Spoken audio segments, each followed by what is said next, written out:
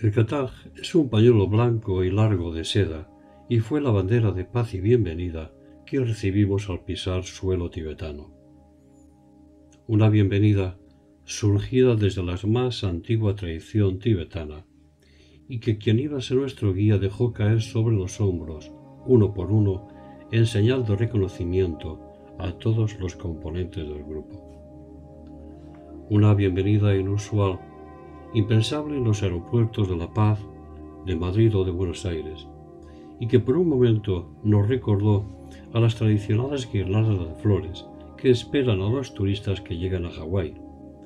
La diferencia quizá resida en el profundo símbolo de respeto que el color blanco de la seda extrae de lo más profundo del alma tibetana, símbolo entre los altos lamas y también entre las gentes sencillas con las que nos íbamos a encontrar en los próximos días. Llegar a Lhasa es llegar a las alturas. Llegar a Lhasa es despertar la imaginación en cuanto los pies pisan su suelo. Llegar a Lhasa es querer despertar de repente todos los misterios de los que nuestra imaginación ha revestido sus andanzas. Llegar allí es contemplar allá a lo lejos las altas montañas desde las que posiblemente nos contempla el Yeti y quién sabe si algún observador avanzado de Shangri-La. Pero los trámites aduaneros de los funcionarios chinos, de pequeños ojos y atentos a cualquier movimiento, nos recordaron que los misterios de este país necesariamente tienen que convivir con el automatismo del protocolo desconfiado hacia todos cuantos llegan a estas tierras. Salvados los interminables minutos de los trámites, nos esperaban unos kilómetros hasta llegar a la capital, kilómetros en los que nuestros insaciables ojos se bautizaban de los espacios marrones y yermos de tierras arrastradas por las aguas del siempre imaginado río feliz, tal como describía y leíamos con avidez en la túnica azafrán. Veíamos por primera vez las bien amuralladas casas rústicas tibetanas, adornadas sus ventanas por fuertes telas oscuras en las que se han estampado complicados mantras de forma geométrica, y a la vez que sus elevados muros protectores se decoran de enormes tortas de excremento de yak pegadas sobre ellos y con el fin de secarlas para que sirvan de combustible en un previsiblemente largo, nevado y frío invierno. Esperábamos encontrar la ciudad que Lobsang contemplaba desde los balcones del Potala. Allí donde en aires limpios volaban los enormes cometas. Y por el contrario, nos encontramos con una ciudad planificada, con largas avenidas y atestada de automóviles y locales de comercio.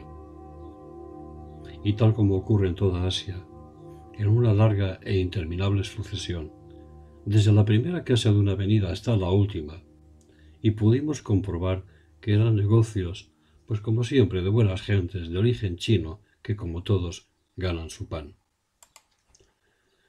Nos encontramos en una ciudad que es una mezcla de lo antiguo y de lo nuevo planificado y de líneas rectas, sin un gran derroche de arte, una ciudad salpicada por coloridos carteles en caracteres chinos mandarín, de letras doradas sobre fondo rojo, con el fin de atraer clientes y que ensombrecen los escasos, muy escasos carteles escritos con caracteres tradicionalmente tibetanos.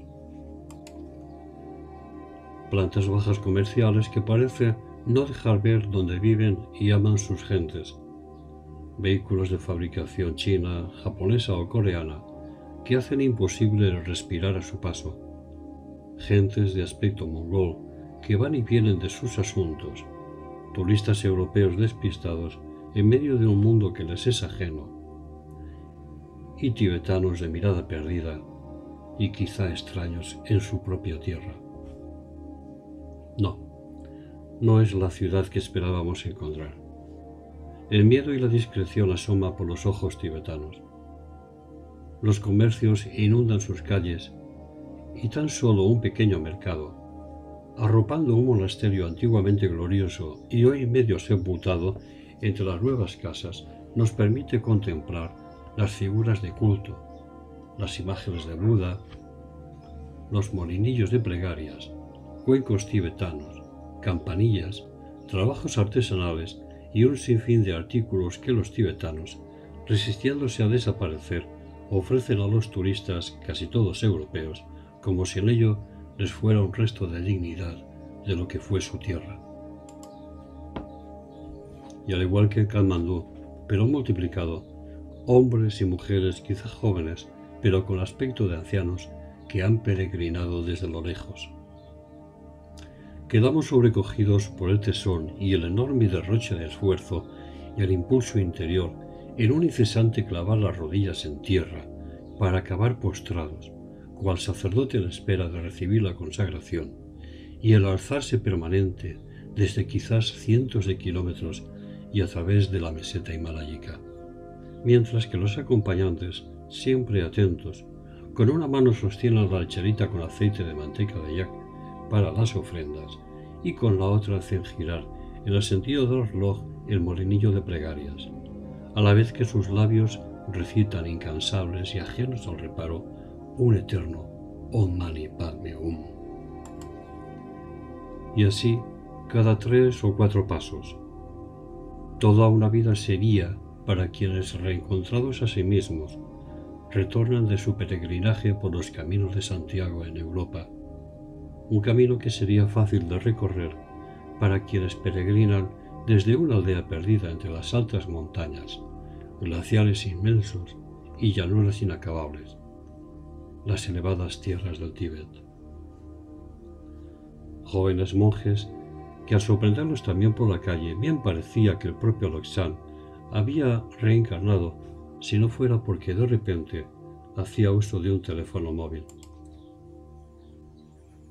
Y gentes tibetanas, gentes jóvenes, altas, de pelo negro, fuerte y con las mejillas en anchas caras acostumbradas al sol y el viento de las alturas, ellos con su pendiente de azul turquesa y ellas enjaezadas con su mejor ajuar, de alto delantal de trazos verticales, elegantes y estilizadas por un largo vestido negro.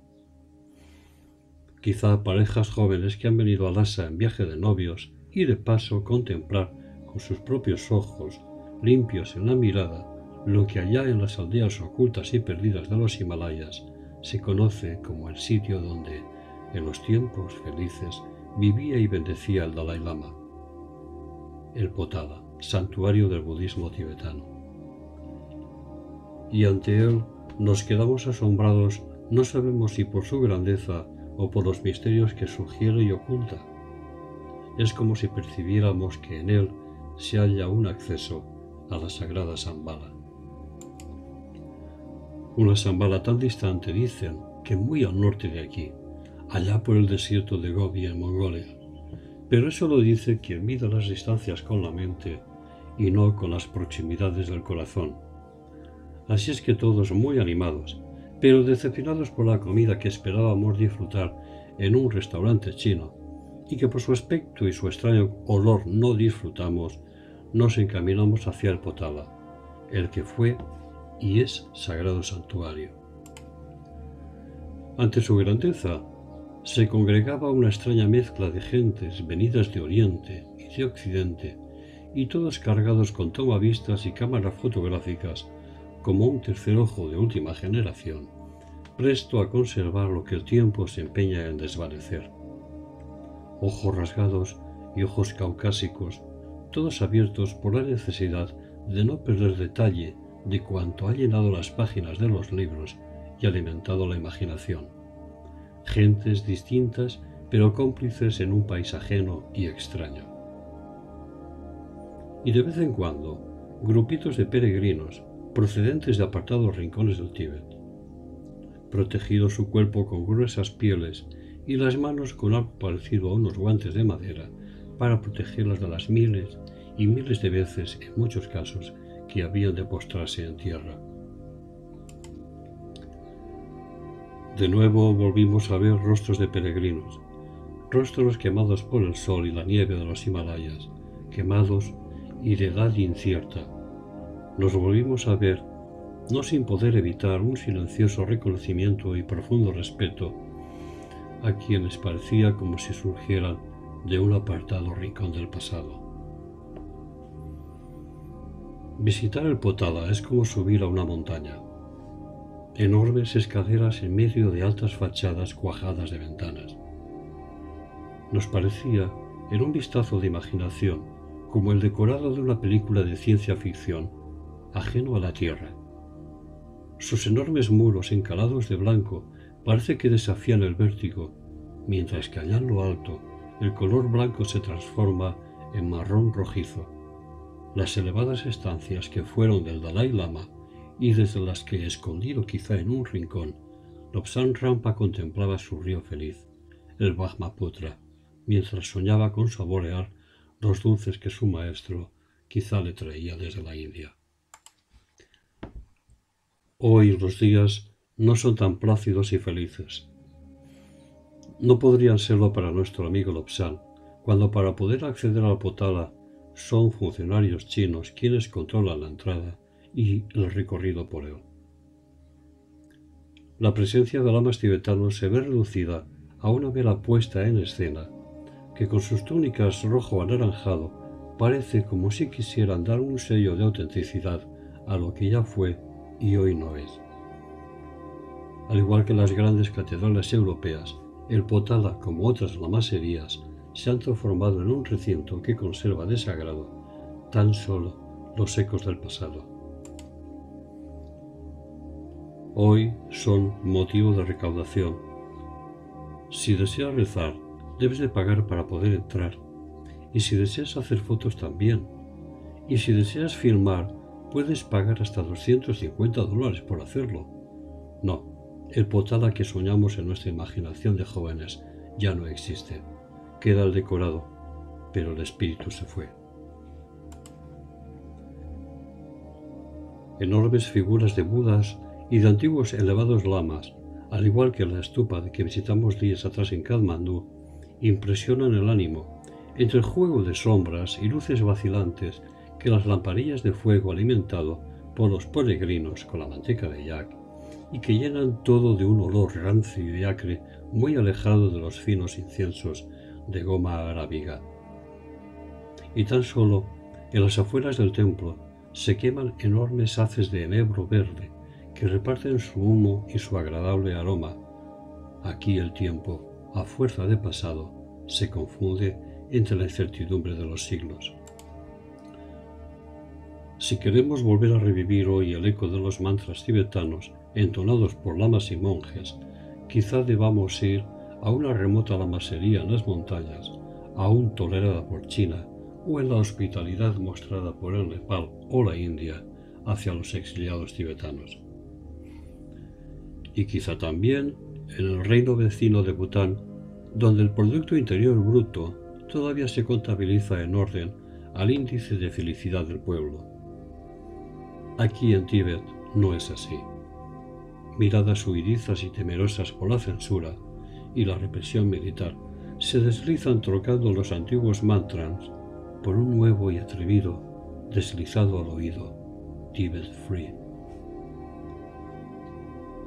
Nos llamó la atención el contemplar los enormes fajos de rojos billetes, céntimos de yuan, y quizá del esfuerzo de muchos trabajos que los peregrinos llevan en sus manos y que como ofrenda pliegan cuidadosamente para introducirlos en cualquier rendija que una pared o un altar puedan ofrecer. Nos sorprendió y quizá les sorprendimos ver a unos monjes vestidos de azafrán pasar al poco, retirando los billetes y después perfectamente apilados contarlos. No, definitivamente tuvimos la impresión de que la lamasería con aquellos templos, pasillos y habitaciones que los altos lamas, traviesos chelas como Lobsang, elevadas almas como la del lama de Balkul y de tantos otros grandes lamas, se había desnudado de su antiguo espíritu.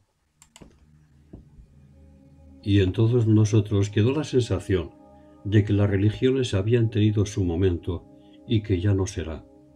Tuvimos la sensación íntima de que debíamos seguir nuestro camino en busca de espacios abiertos, ir realmente al Tíbet y no permanecer más en lo que fue el Tíbet.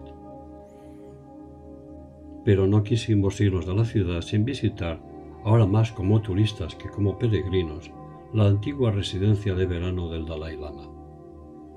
Así es que nos dirigimos a Norbolinka, hermosa palabra que después supimos que significa la joya del parque. Así es que por unas horas nos revestimos de turistas despistados, cámara en ristre y atentos a lo que dijera el guía. Y en Norbolinka, en medio de las flores y alejados de la contaminación de Lhasa, pudimos tomar fuerzas para el viaje que nos esperaba más adelante. No es tierra de mucha vegetación por la altura, así es que nuestros ojos agradecieron la cuidada colocación de las macetas y su colorido. Un recorrido por sus dependencias, las habitaciones que usaban los Dalai Lama desde el siglo XVIII y especialmente la estancia donde recibían a los embajadores y gentes importantes llegadas de fuera del Tíbet. Una estancia presidida por la sencillez tibetana, pero eso sí, alterada por la presencia inaudita de un enorme aparato de radio usado por el último inquilino y que posiblemente sería la única que habría en todo el Tíbet por aquellos años 30 o 40 del pasado siglo. Y nos fuimos de allí relajados y satisfechos, con la mirada puesta en reanudar nuestro viaje. En nuestro ánimo viajar y contemplar las altas montañas de los Himalayas. Quizá percibir en nuestro corazón el saludo de algún maestro al pasar por Tsigatse y llegar a tiempo de depositar ante el monte Kailash nuestros ajados vestidos de la personalidad. La adaptabilidad que nos sugiere el Agni Yoga nos estaba poniendo a prueba. La aceptación de una realidad que escapaba a la imaginación también. Pero habíamos llegado hasta aquí con el ánimo de contemplar con los ojos del corazón, y ese era nuestro propósito en los días y las experiencias que nos aguardaban. Días que nos exigirían vaciar nuestra mente, a la vez que las crecientes energías del Señor de Tauro nos anunciaban la siempre esperada bendición del Buda, allá en el valle de Wesak. Y comenzó nuestro peregrinaje, mucho más cómodo que el de los peregrinos tibetanos, pero atentos a las indicaciones que la vida nos podía sugerir en los próximos días. Así es que amaneció cuando reanudamos nuestro viaje. Amaneció en el Tíbet cuando emprendimos el viaje a través de sus montañas y sus valles. Quizá algún día volvamos a Lhasa.